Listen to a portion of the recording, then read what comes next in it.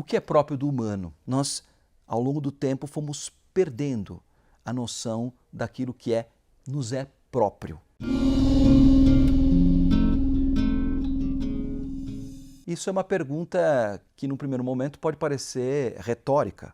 Afinal de contas, tudo aquilo que pertence ao humano seria próprio do humano. Nesse sentido, é preciso pensar a noção da propriedade, não só no sentido do pertencimento, ou seja, é próprio do humano tudo aquilo que pertence ao humano, como, por exemplo, um braço, uma perna, mas também aquilo que é apropriado. Em dois sentidos.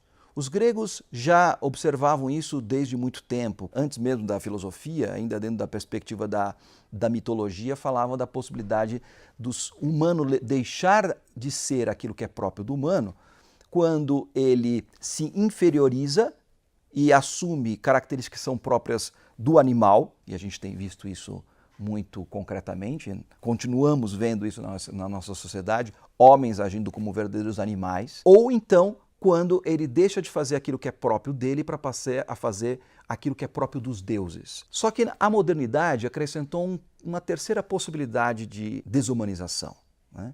Que é a perspectiva da maquinização. Quando a gente se encanta tanto por aquilo que nós mesmos criamos, ou seja, nossas máquinas, e passamos a operar como elas. O que podemos ter como um elemento que nos salve, aquilo que nos devolva o sentido dessa propriedade do humano?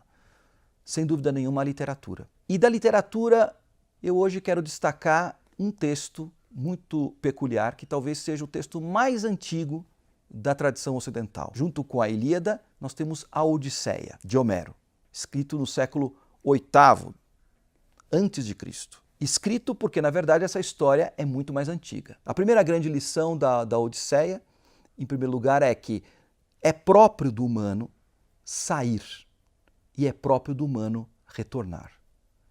A história conta a tentativa de retorno. Ulisses, depois de passar 10 anos lutando contra os troianos, está tentando voltar para casa. E essa viagem de retorno demora também 10 anos.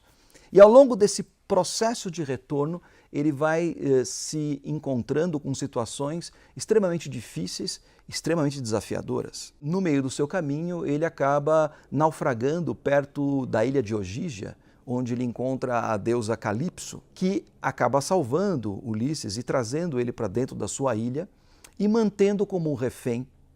Agora, é interessante porque ele está numa ilha paradisíaca com uma deusa. E a gente pode começar a pensar, por que esse cara quer voltar para casa? Mesmo ele tendo sido oferecido a ele, por parte de Calipso, a vida eterna, a beleza, a juventude sem mácula, Ulisses nega tudo isso em nome do desejo de voltar para casa, do desejo de voltar para sua mulher, do desejo de voltar para o seu filho. Parece que é próprio do humano sair para se tornar aquilo que devemos ser e é próprio do humano querer voltar. Toda a primeira parte da Odisseia, chamada de Telemaquia, conta a história não de Ulisses, mas do filho dele, Telêmaco, que assiste uma situação bastante constrangedora. Ulisses já saiu há quase 20 anos, a sua mãe aguardando o marido que deve ou não deve retornar, e o palácio está cheio de pretendentes. A deusa Ateneia, que era a deusa que se tornava responsável pelo retorno de Ulisses, também se faz responsável pela vida de Telêmaco. E ela se disfarça de um personagem muito interessante chamado de Mentor. O mentor da história da Odisseia vai instigar Telêmaco a fazer o caminho contrário, sair em busca do pai. Então é muito bonito nessa primeira parte da Odisseia, quando a gente vê efetivamente que é próprio do humano sair em busca de si mesmo. Dentro dessa união entre aquele que sai e aquele que volta, vai se constituindo humano, a partir das suas características mais profundas. Em primeiro lugar, a coragem. Para sair de nós mesmos e irmos em busca da nossa própria humanidade, é preciso não se deter diante dos obstáculos, é preciso contar fundamentalmente com a ajuda dos deuses, ou seja, com a fé. Esse processo de sair e retornar, portanto, esse processo de se tornar humano, não é simplesmente a realização de uma meta. Hoje nós falamos muito da importância do foco na meta, fundamental. O problema é que quando a gente fica muito focado na meta, a gente esquece que a vida é muito mais do que a meta.